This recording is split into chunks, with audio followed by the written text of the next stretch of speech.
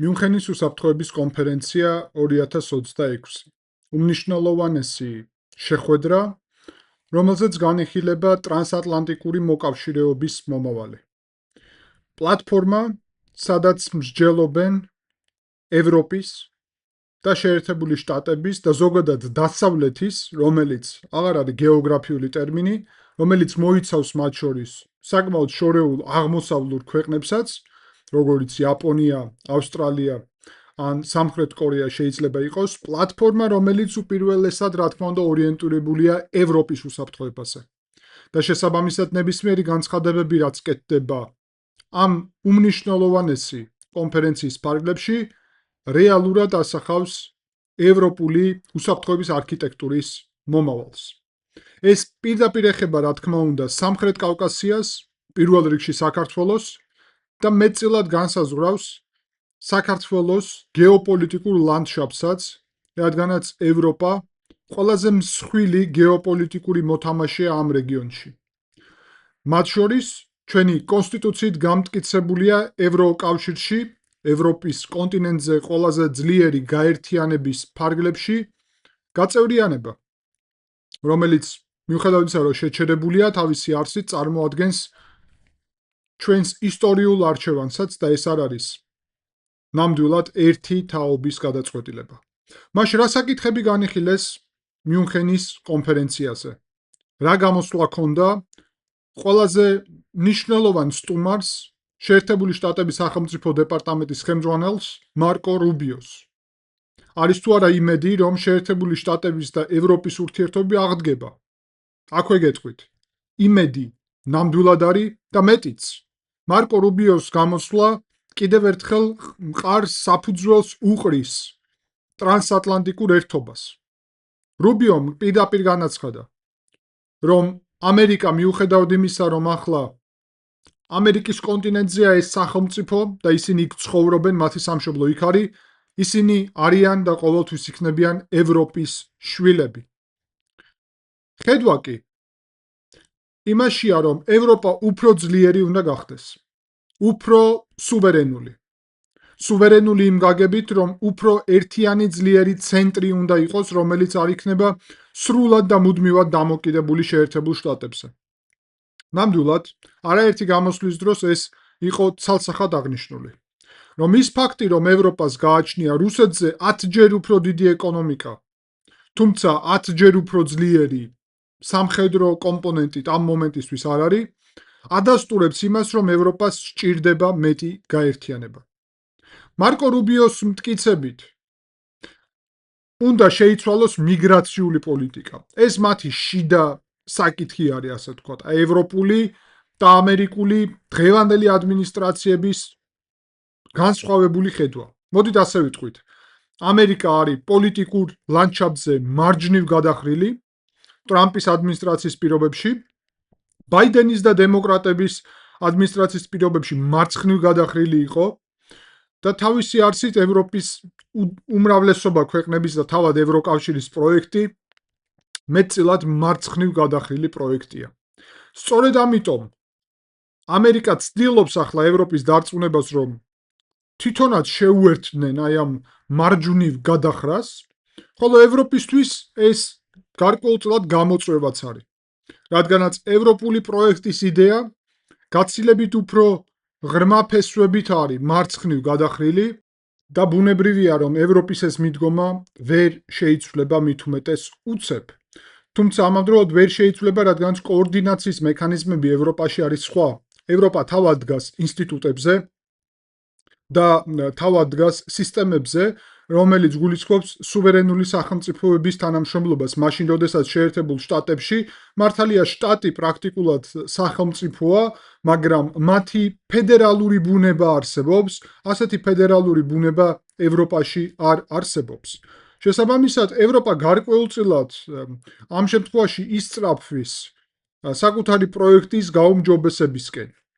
და აქ უნდა გავიაზროთ ასევე, რომ შეერთებული შტატების მოწოდება რუბიოს კერძოდ უკავშირდებოდა იმას, რომ უნდა გლობალიზაციის პოლიტიკასთან ერთად იყოს ძლიერი ეროვნული სახელმწიფოების კონცეფცია ძლიერი გაერთიანების კონცეფცია და ამ მიმართულებით სწორედ შეერთებული შტატები ხედავენ ახლა საკუთარ პერსპექტივას. მათ შორის საუბრობენ ღიად, რომ რეგულაციების ასეთი მაღალი ხარისხი საჭირო არ არის.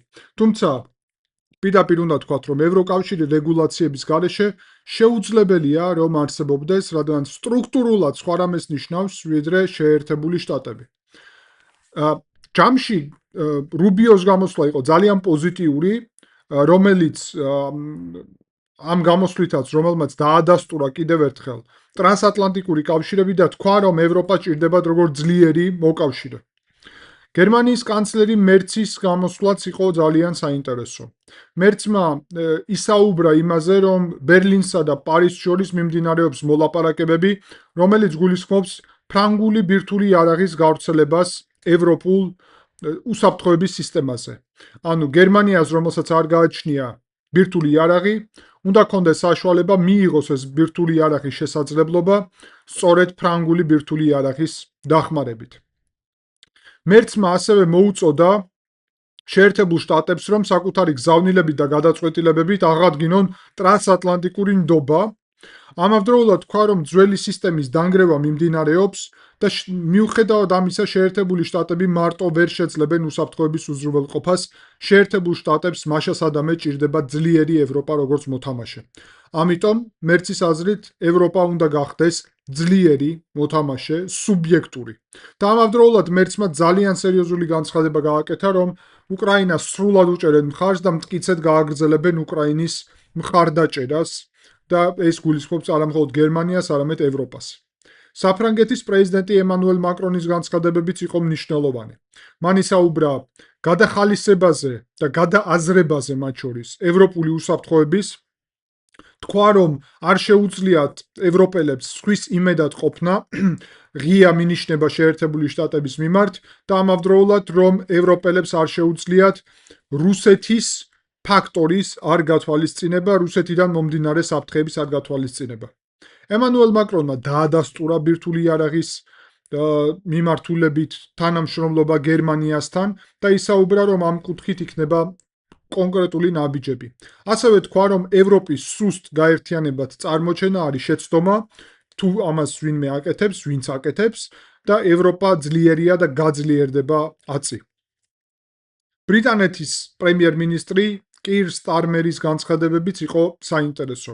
მან განაცხადა, რომ დღეს ძალა წყვეტს საერთაშორისო ასპარეზზე რეალურად და რომ რუსეთი არის რეალური კონკრეტული საფრთხე და რომ ყველას უნდა კონდეს ინფორმაცია და ყველა უნდა იყოს დარწმუნებული იმაში, რომ თუ საჭირო იქნება ბრიტანეთი დღესვე შევა ომში. ანუ დღესვე მზად არის ომისთვის და ბრძოლისთვის.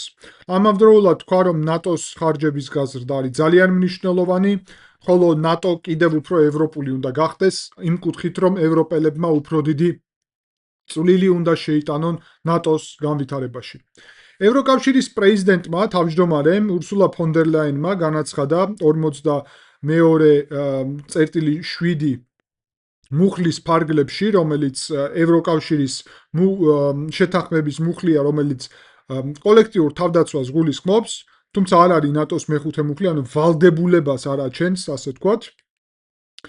ვალდებულებას აჩენს, მაგრამ არა ერთ თავდასხმა არ აღიქმება მეორე ქვეყანაზე თავდასხმად. ანუ განსხვავება მაგაში არის რეალურად ნატოს თუ ვადარებთ. თქვა, რომ ამ მუხლის ფარგლებში აუცილებელია, რომ ევროპულ ქვეყნებს ჰქონდეთ განცდა, რომ თავდასხმა რომელიმე ევროპულ ქვეყანაზე უნდა ნიშნავდეს კოლექტიურ თავდაცვას ევროპული ქვეყნების და სრულ მხარდაჭერას ამ ქვეყნის მიმართ და ეს სწორედ რუსეთის მიმართულებით არის ნათქვამი, რა თქმა უნდა. ამავდროულად გააკრიტიკა ნატოს გენერალური მდივნის განცხადებები რუტეს იმის შესახებ, რომ ევროპას ამერიკის გარეშე არ შეუძლია და თქვა, რომ ევროპა საკმარისად ძლიერია, რომ ამერიკის გარეშეც შეძლო საკუთარი უსაფრთხოების უზრუნველყოფა. ამავდროულად ისაუბრა ციფრულ სუვერენიტეტზე და ამ კუთხით გულისხმობს იმას, რომ ევროპას ჭირდება საკუთარი პლატფორმები, როგორიც არის მაგალითად თუნდაც Facebook, X, YouTube და ასე შემდეგ, რაც ამერიკულია და ევროპას ჭირდება რაიმე მსგავსი საკუთარი. ამავდროულად საინტერესო იყო, რომ ევროკავშირის უმაღლესმა კომისარმაც გააკეთა განცხადებები საგარეო საქმეთა მიმართულებით კაია კალასი საუბრობდა, ესე იგი, სამ ეტაპიან თანამშრომლობის ახალ ხედვაზე, რომელიც გულისხმობს თავდაცვის მიმართულებით მეტ კოორდინაციას, ევროკავშირის გაფართოებას, უკრაინის ევროკავშირში შეყვანას, ასევე ბალკანეთის ქვეყნების ევროკავშირში შეყვანას და ამავდროულად საერთაშორისო როლის გაზრდას, რომელიც გამოიწვევს რუსული იმპერიალიზმის წინააღმდეგ უფრო ეფექტურ თავდაცვას. უკრაინის პრეზიდენტი ვოლოდიმირ ზელენსკიც იყო გამოსვლთა შორის. ზელენსკი საუბრებდა, რომ მიუნხენი 2 არ უნდა შედგეს. მიუნხენი პირველი, იცით, როდესაც გერმანიას იმ დროს მეორე მსოფლიო ომის დროს ადოლფ ჰიტლერის ხელმძღვანელობით დაუთმეს ტერიტორიები მშვიდობის სანაცვლოდ, საბოლოო ჯამში არანაირი მშვიდობაც არ იყო და თქვა, რომ ეს არ უნდა განმეორდეს და უკრაინის დაყოფა მათ შორის არ მოიტანს შედეგს. აქვე თქვა, რომ ძალიან დიდი შეცდომა არის ფაქტი, რომ ევროპა არ მონაწილეობდა მოლაპარაკებებში, რომელიც ამერიკასა და რუსეთს შორის მიმდინარეობს უკრაინის საკითხზე და რა თქმა უნდა გააკრიტიკა რუსეთი, რომელიც უკრაინაში ტერორისტულ აქტიურობას ეწევა. დანიის პრემიერ-მინისტრის გამოსვლაც იყო მნიშვნელოვანი და საინტერესო. დანია მისაუბრა იმაზე, რომ გრენლანდიის სუვერენიტეტის დათმობას არ აპირებს შეერთებული შტატებისთვის და არქტიკაში რომ უსაფრთხოება იქნება უზრუნველყოფილი და დანია გაზრდის საკუთარ ასე ვთქვათ, სამხედრო შესაძლებლობებს გრენლანდიაში. ესპანეთის პრემიერ-მინისტრი პედრო სანჩესი აკრიტიკებს ზოგადად მსოფლიოს ქვეყნებს იმის გამო, რომ ბირთვული იარაღის მიმართულებით აქტიურად მიდის შეიარაღება და დაახლოებით 11 ტრილიონი დოლარი, თუმცა კონკრეტული 11 მილიონი დოლარი საათში იხარჯება ბირთვულ ესე იგი იარაღის მიმართულებით წარმოების, თუმცა გადაიარაღებაც ასევე ძალიან ტრილიონები დაჯდება ნამდვილად. გარდა ამისა, მნიშვნელოვანია ითქვას ასევე პოლონეთის პრემიერ-მინისტრის პოზიცია დონალდ ტუსკის მტკიცებით ნატო ძლიერია, როგორც არასდროს და ნატოს კრიტიკა სრულიად მიუღებელია. საბოლოო ჯამში კონფერენციის მე ვეცადე ძალიან მოკლე ცხადია, შემეცლო რა თქმა უნდა დეტალურად მომეყოლა ყველა გამოსვლა და ასე შემდეგ. არ ვფიქრობ, რომ ეს საინტერესო იქნებოდა თქვენთვის, ვფიქრობ, რომ ესეთი მიმოხილვა, სადაც ძირითადი გზავნილები შეგატყობინეთ ქვეყნების და ამაზე ვისაუბრებთ, არის გაცილებით უფრო ეფექტური. რეალურად ჩანს, რომ მიუნხენის კონფერენცია რამდენიმე ძირითად საკითხს აგვარებს. ერთი მხრივ ტრანსატლანტიკური თანამშრომლობის გაგრძელება, რაც მნიშვნელოვანია, მეორე მხრივ ევროპის უფრო მეტი ავტონომიურობის ხარისხი ასევე მნიშვნელოვანია. ახალი თანამშრომლობის სისტემა, რომელიც ბირთვული იარაღის პრაქტიკულად გერმანიაზე და სხვა ევროპულ ქვეყნებზე გავრცელებასაც გულისხმობს, რაც მნიშვნელოვანი არის უსაფრთხოების მიმართულებით, იმიტომ რომ მხოლოდ საფრანგეთს და ბრიტანეთს გააჩნია და გერმანია, რომელიც ყველაზე მსხვილი ქვეყანაა ევროპაში, მას მაგალითად ეს არ გააჩნია. უკრაინის მხარდაჭერაზე მყაფიოდ იყო პოზიცია ყველა ქვეყნის და ეს ასევე ძალიან მნიშვნელოვანი საკითხია. ევროკავშირის გაფართოება, რომ დღის წესრიგში დგას, ესეც დადასტურდა და ფასეულობების დისკუსია გრძელდება ვაშინგტონსა და ბრიუსელს შორის. საბოლოო ჯამში ეს კონფერენცია მნიშვნელოვანია. საქართველოსდან რამდენადაც ჩემთვის ცნობილია და საჯაროდ რაც გავრცელდა ღონისძიებაში მონაწილეობას იღებდა საგარეო საქმეთა მინისტრი მაკა ბოჭორიშვილი, რომელიც რამდენიმე შეხვედრას ესწრებოდა იქ, როგორც ჩანს და რასაც დავაკვირდი, განსაკუთრებული მნიშვნელობის ღონისძიებებზე და ფორმატებში არ იყო ჩართული, გასაგებია რატომაც, იმიტომ რომ კონტაქტები ევროპული ქვეყნების და შეერთებული შტატების მაკა ბოჭორიშვილის და უწყებასთან და ქართულ ოცნებასთან შეზღუდულია მიზანმიმართულად, ამაზე ბევრჯერ საჯაროდ არის ნათქვამი. ამავდროულად უნდა ითქვას, რომ იყო საუბრები, რომ გერმანიამ არ დაპატიჟა პრემიერ-მინისტრი კობახიძე განზრახ და დაპატიჟა მხოლოდ მაკა ბოჭორიშვილი როგორც პოლიტიკური გზავნილი. ნებისმიერ შემთხვევაში საქართველოს ყოფნა იქ მნიშვნელოვანია, რაც არ უნდა ვითარება იყოს და საქართველოს ამ ფორმატებში ჩართულობაც მნიშვნელოვანია, თუმცა აშკარად ის პოლიტიკური კრიზისი, რომელიც შიდა პოლიტიკაში გაგვაჩნია და ლეგიტიმაციის კრიზისი, რომელიც ასევე არის საერთაშორისო და შიდა პოლიტიკური კონტექსტით ქართული ოცნების, მათ შორის გადაწყვეტილებების გამო, რომელიც თუნდაც ევროკავშირში ინტეგრაციის პროცესის შეჩერებას უკავშირდება 2024 წლის 28 ნოემბრის გადაწყვეტილებას გულისხმობ. პრაქტიკულად ასე თუ ისე მნიშვნელოვნად ამცირებენ საქართველოს იქ პოზიციონირებას. წარსულში მაგალითად საქართველოს პრემიერ-მინისტრის ესწრებოდა ამ ღონისძიებებს სხვადასხვა პრემიერ-მინისტრი სხვადასხვა რანგში და შესაბამისად ეს ჩვეულებრივი ამბავი არის, რომ პრემიერ-მინისტრი იღებდეს მონაწილეობას ამ კონფერენციაში. ვფიქრობ, რომ ძალიან მნიშვნელოვანი საკითხი არის და საკმაოდ მნიშვნელოვანი არის ამ საკითხის მიმოხილვა. ამავდროულად მინდა შემოგთავაზოთ, რომ ახლა გავაგრძელოთ უკვე შემდეგი ვიდეოს ყურება, რომელიც უკავშირდება თურქეთის და ეგვიპტის აქტიურობას სომალიში ისრაელის გავლენების მიმართულებით იქ სომალილენდის აღიარების შემდეგ. დიდი მადლობა ყურადღებისთვის, შეხვდებით შემდეგი ანალიზის დროს.